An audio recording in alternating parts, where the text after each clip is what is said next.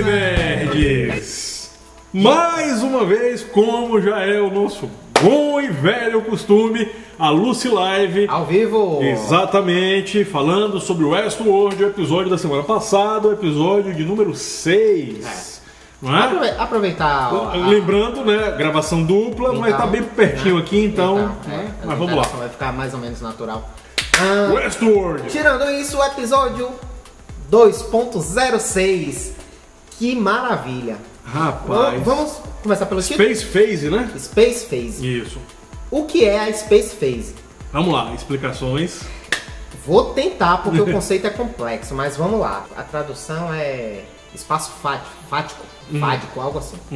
Ele é o seguinte, é um conceito físico onde você, através de uma análise de sistemas, você consegue determinar uma previsibilidade.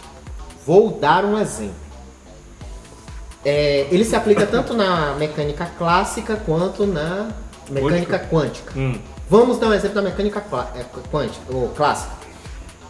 Você tem o movimento lunar, beleza? A Lua ali girando ao redor da Terra. O que é que eu posso? Eu pego no dia 1 e vejo que a Lua está na posição A.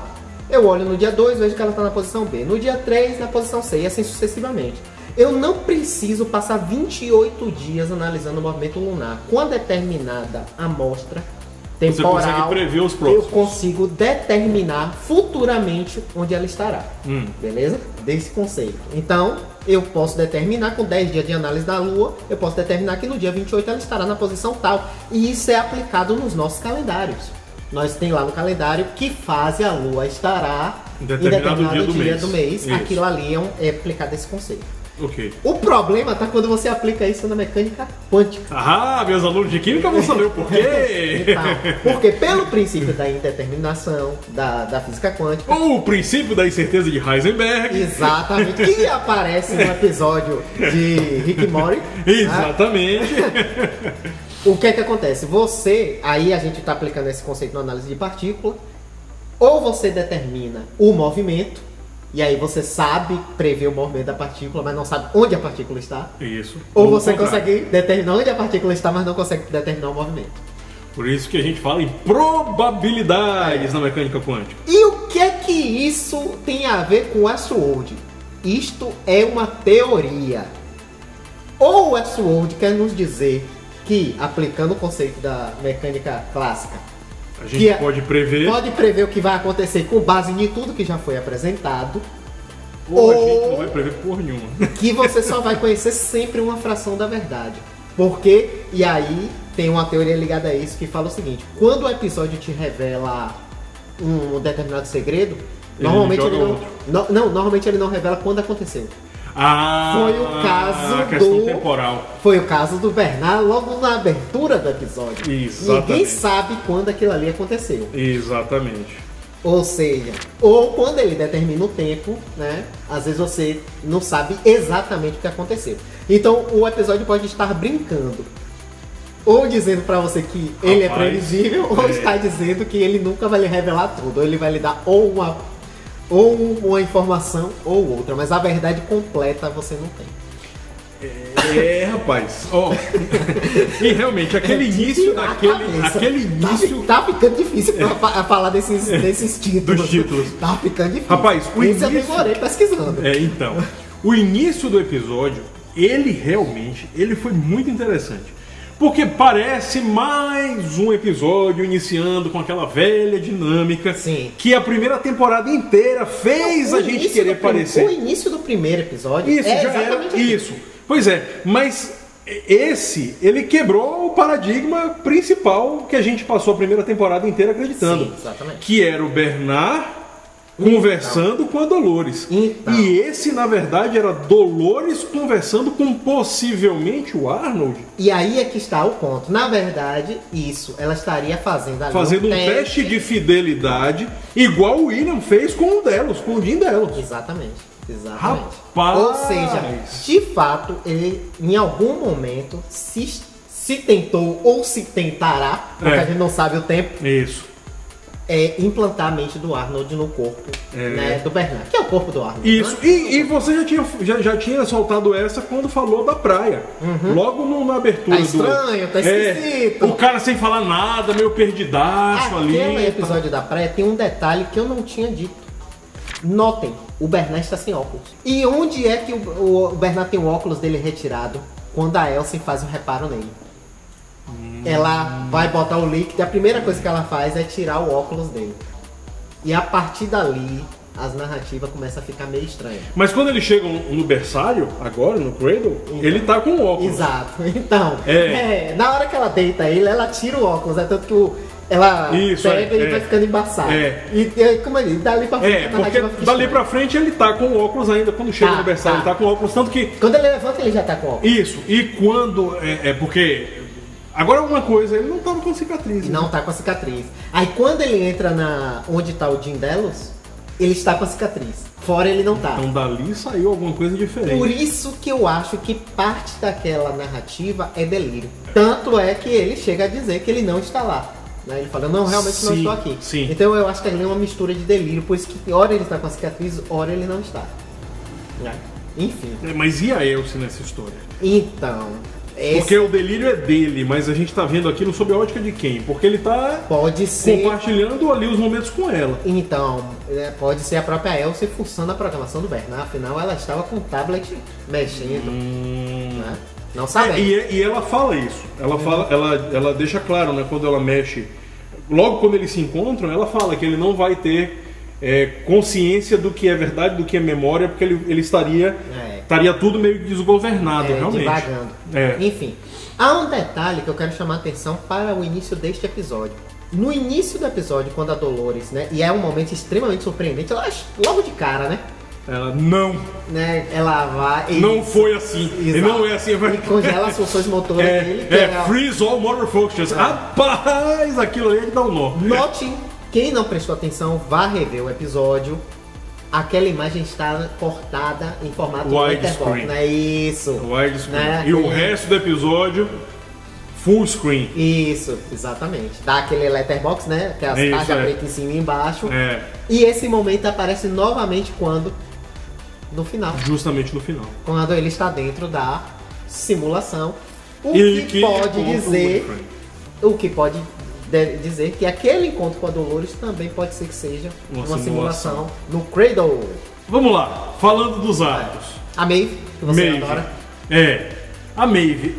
Aí que tá, eu gostei, porque até que enfim ela foi, encontrou a filha e tal, mas eu confesso que eu achei meio lenga-lenga. A cena foi bem trabalhada, foi bonita. Eu gostei do Shogun World, só que na forma que ele terminou, ficou meio... Então, outro detalhe. Eles desceram por aquele buraco. Não tem muito sentido eles terem ido pra lá. E ficou assim, parecendo que eles atravessaram um buraco de minhoca. Porque olha o cenário ao redor. Eu entendo que realmente são parques grandiosos e tal. Mas quanto tempo eles levaram transitando no subterrâneo? Sim. Eu achei que aquela transição, quando eles deixam a Akane com o Musashi, não é que eles escolhem ficar lá, que o Musashi a fala dele é muito interessante, não é que como é que eu posso me acovardar em defender o meu mundo, tal, não é que liberdade seria essa, tal, enfim, eu achei fantástico aquilo. Mas realmente aquela transição pra mim ficou meio sem sentido. Ficou meio solta. Ficou parecendo que eles atravessaram um buraco de minhoca, porque eles desceram por um escorregador, subiram por uma escada, já estavam no outro cenário. Eles andaram quanto ali dentro? É estranho. Ficou estranho. Porque tudo bem, eu concordo que o tempo, né, é uma das principais pegadinhas dessa série, é o tempo. A gente nunca sabe em que momento as coisas estão acontecendo ali, de fato. Isso. Tal. Mas eu achei muito estranha a transição. Eu achei que aquilo me desagradou. Ele é interessante porque ele ajuda na transição, na evolução da Maeve, né? Sim, e porque mostra uma tentativa de desfecho. E, inclusive, o cara da Ghost Nation lá, o que persegue ela, aquilo ali, ele pedindo pra ela se juntar a eles. Há um detalhe interessante, novamente detalhes. Eu sou o cara dos detalhes. Aquele pajé ele fica assistindo umas 30 vezes ao longo da semana. Aquele pajé da Ghost Nation, onde foi que aquele cara apareceu? Ele é o índio que recebe o Logan naquele momento que eles vão apresentar ele a tecnologia do parque.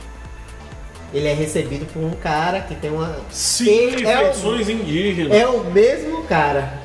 Lembra que a mulher tá acompanhada de um homem? Isso, e ele tem feições indígenas. É o mesmo pajé. E aí, bom, você vê que ele fala, né? Você tem que vir conosco. Sim. E aí ela fala, não, eu não vou com vocês. Com vocês só leva a morte, né? Vocês só leva a morte. Há uma outra coisa que a gente não falou, mas não foi só a Maeve que não conseguiu controlar a Ghost Nation. O próprio Stubbs falhou quando ele tentou. Isso é quando eles aparecem lá na primeira temporada. Ele é sequestrado. Porque ele fala, né? Freeze all congele todas as funções motoras eles não respondem aos comandos. Narrativa do William. Nossa, o Ed Harris. Rapaz, eu me arrepio com aquele cara, velho. Caramba, velho. Ele tá muito ruim. Ele tá no auge. Gente, o que eu achei interessante é que note que todos os aspectos, né, a gente até pesquisando na internet, a gente vê isso. É muito de pais e filhos, criador, criatura, né? Exatamente. As relações que são tratadas no episódio. E é interessante a tentativa de aproximação da filha, primeiro sendo rechaçado, e é engraçado porque o Ed Harris tem uma hora que fala: pô, Ford, você agora tá se rebaixando demais. Você recriando a minha filha aqui dentro. Exato. E aí ela deixa claro que não, que é ela mesma, tal, enfim. Inclusive esse diálogo deles tem um aspecto interessante, porque o que leva a uma teoria. Mais uma. Então, quando eles falam dos elefantes, ele fala pra ela que ela tinha medo dos elefantes, e aí ela retruca dizendo que quem tinha era a mãe, ela adorava os elefantes. E aí reforçou a teoria de que o William seria um host, porque ali ele estaria com uma falha de memória. Eu acho que não. Eu também não. Vou lhe dizer por quê. Tudo que está no parque, a gente já sabe que as experiências estão sendo coletadas, inclusive o DNA. Isso. Se ela adorava os elefantes, isso estava registrado. Se a Grace fosse de fato um host ou o próprio William, eles não errariam uma relação entre eles. Nessa informação. Né? De fato. Porque estaria registrado, eles olhariam o registro do parque e veriam que quando a filha esteve lá, que ela adorou os elefantes. Então, das duas, uma. Ou foi uma provocação dele para saber se ela tinha algum tipo de memória falsa, pela reação, ver se ele estava tratando com a filha de verdade, já que ele estava questionando. Ele tinha questionado anteriormente. Ou, de repente, foi uma tentativa da própria série demonstrar do quão distante eles são, a ponto dele não conhecer os gostos. Eu fui por essa aí, pra mim essa foi a mais óbvia, porque como ela também tá ali numa tentativa de eximi-lo da culpa do suicídio da mãe, então eu fui nessa crença aí, de que na verdade ela tentou ali uma aproximação com ele para tentar deixar claro, olha, eu passei muito tempo lhe culpando, quando na verdade eu não devia ter feito isso. Então eu achei que foi uma tentativa genuína ali de aproximação. Agora o fato é que, bem ou mal, o William continuou sendo o William, largou ela de manhã cedo lá. E ele se mandou. O que demonstra a obsessão dele, né? Exatamente. Enfim, esse é um ponto. Núcleo seguinte? Dolores. Tem muitos núcleos, velho. Mas vamos lá, os principais. Gente, a abertura, logo depois da Dolores com o Bernard Arnold. Aparece o Ted Creep, como a gente falou. Ted, veio o que foi aquilo? Ele de exatamente longe. Como a gente tinha dito, né? Isso. Tirou toda a empatia dele, aumentou a agressividade. E ele tá cínico. Veja que ele tá cínico, porque ele tá dando alfinetada na Dolores. Sim. Ele fala, até no momento que eles estão no trem que é a questão da agressividade. Mas no momento que eles estão no trem, que aí ela tá falando, meu pai sempre falava pra eu buscar né, que eu deveria tentar fugir daqui, não sei o que, e aí ele vai e retruca. Que ele falava que não pensava muito em fuga, mas que ela também corrigiu isso. Sim, de fato. E ele tá soltando. Rapaz, o Ted é como você falou, creepy mesmo. Ted creepy agora. Rapaz, logo quando eles estão lá, ele tá tentando interrogar o cara, que é um humano, né? Perde a paciência. Ele chega, não, a gente acha, pá, ele atira lá, você vê que a Dolores está assustada. Sim. Você vê que a Dolores está, meu Deus, eu criei um monstro. Eu acho que isso vai ter consequências pra ela de alguma forma. Consequências negativas. Ela transformou o Ted numa... Aliás, a narrativa da Dolores, fazendo um paralelo com a Maeve, já que a gente falou da Maeve, Isso, está interessantíssimo, porque a Maeve tem a capacidade de controlar os Rushes. Isso. E ainda assim, o que é que ela faz? Pelo menos foi o que foi mostrado no núcleo do Shogun World. Ela tem deixado eles seguirem suas trajetórias pessoais, suas descobertas, ou seja, tem deixado todos eles livres. Isso. E a Só Dolores... em pontos chaves, aí ela, né?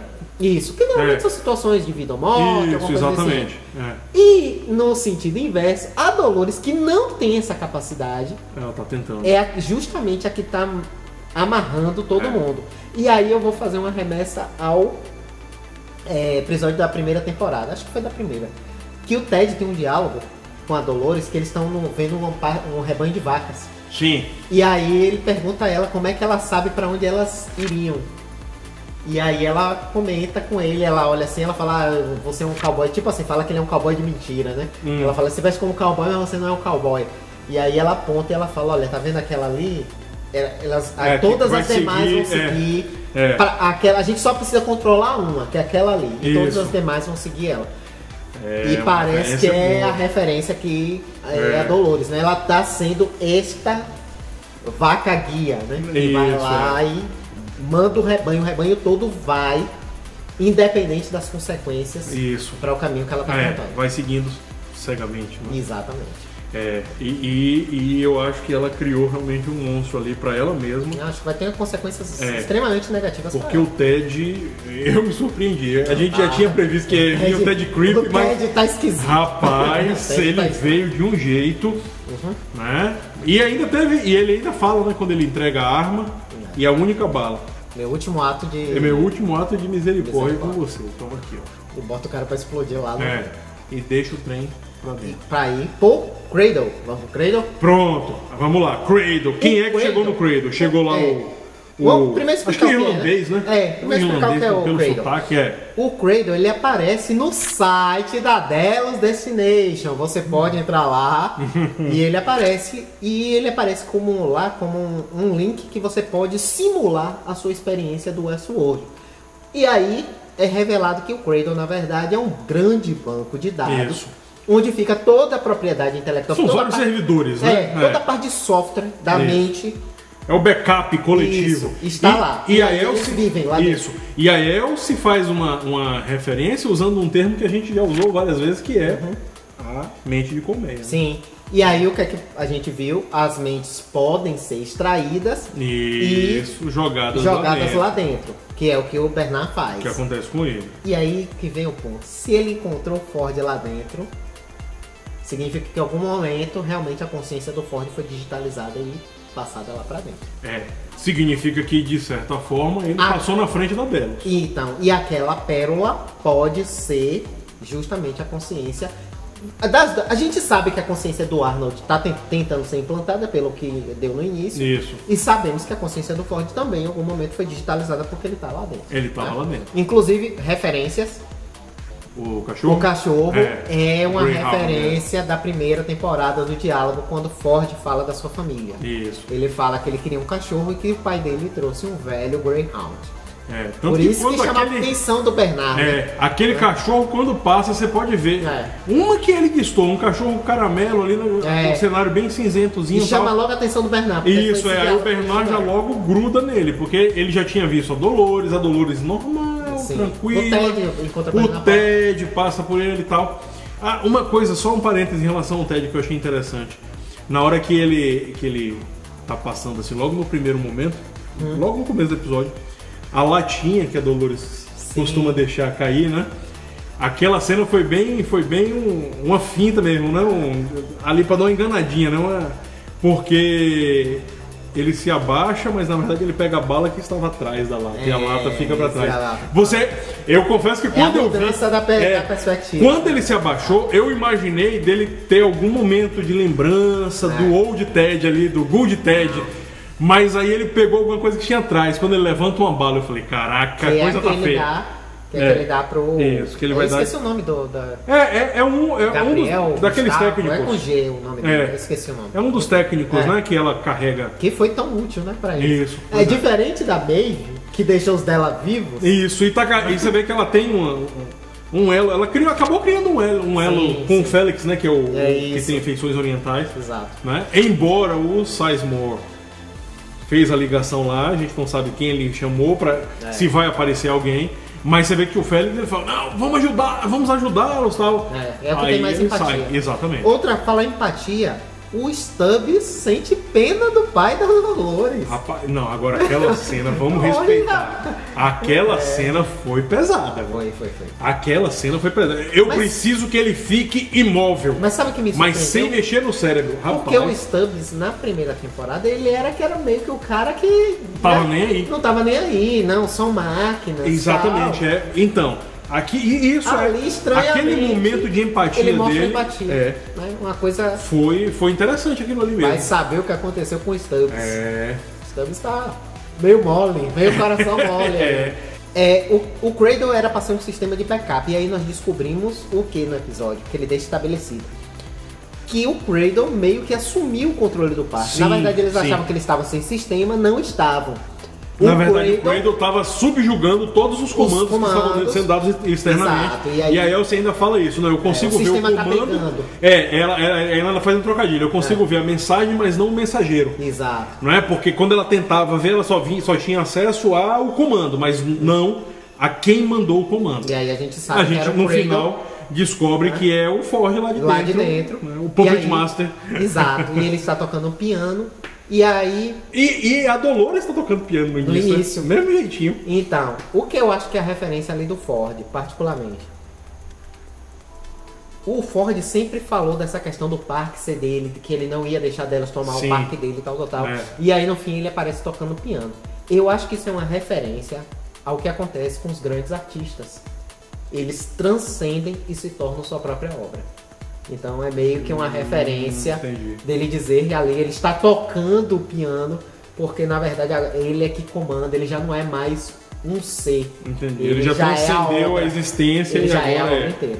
O que é outra discussão dentro daquela questão da inteligência, né, da singularidade. Exatamente. Rapaz, olha... Eu confesso que eu fiquei tão atordoado com o surgimento do Ford que a gente já estava falando disso, a gente estava falando o tempo inteiro. Ele vai aparecer. Ele apareceu. De fato, agora, com a confirmação de que ele está lá dentro do sistema, ok, pode ser que ele tenha morrido.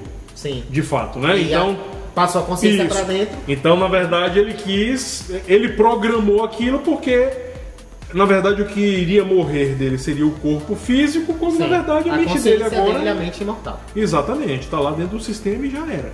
Basta ter uma conexão da IOAP lá, pá, ele tá no mundo e acabou. Exatamente. Mas o que eu achei interessante é que aquilo me atordou de tal jeito que eu confesso que eu parei de especular o Westworld essa semana. Estamos indo pro 7º episódio. Agora tem que ter as conclusões. Até o momento a gente tava comemorando que tivemos algumas conclusões ali no meio da temporada, mas agora meio que jogou tudo pro ar de novo. Sim. Não é? Tudo bem, a terceira temporada tá confirmada. Tá confirmadíssima, mas pelo amor de Deus, não deixa a gente na mão aí não. Deve aparecer alguma coisa na Comic Con. Mas resta saber pra quando vai ser, né? Porque eles deram um intervalo de 2 anos da primeira pra segunda. Como ano que vem eles estão focados em Game of Thrones, que vai ser a última temporada. Eu tô com medo danado, mas eu acho que a gente vai ficar esperando 2 anos. 2 anos, né? Pra voltar ao Westworld. Tudo bem, a temporada ainda não acabou. É provável. Mas a gente já tá lamentando aqui de antemão, porque provável. É bem provável porque Game of Thrones foi por aí, né? Então faz sentido. Finalizando aí, agora você ficou... O Parque Westworld, a revelação que o grande Ford é o Puppet Master, está dentro do sistema, manipulando todo mundo. Nossa frase aqui. Para não termos problemas nem com royalties, nem com direitos autorais, nem com Crypted, nem com a Dolores, que agora está assustada com o Crypted, e nem com o próprio Puppet Master Ford. Bazinhos, Calucinedes. Grande abraço para vocês. Até o próximo domingo. Valeu.